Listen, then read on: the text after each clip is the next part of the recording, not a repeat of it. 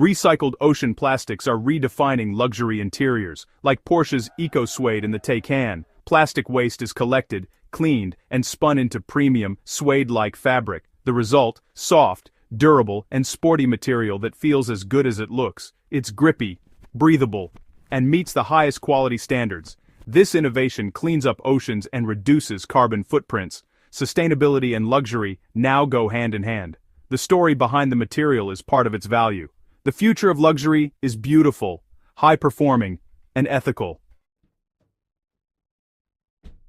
Bentley is pioneering mycelium-based bio-leather, grown from mushroom roots, not animals. Mycelium is cultivated, processed, and finished to look and feel like premium leather. It's animal-free, efficient, and has a fraction of the environmental impact of traditional leather.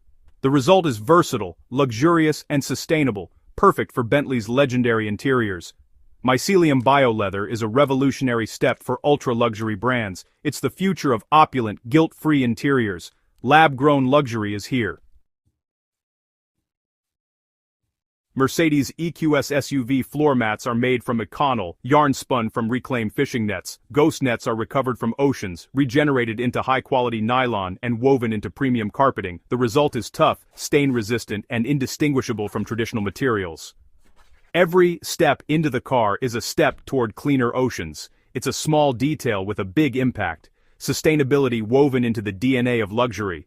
Smart luxury is about thoughtful choices at every level. Mercedes proves even the smallest components can drive positive change. That's modern luxury in action.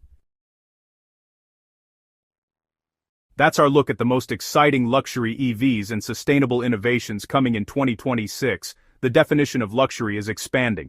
Performance, intelligence, and sustainability are all part of the package. Which model or material excites you most? Let us know in the comments.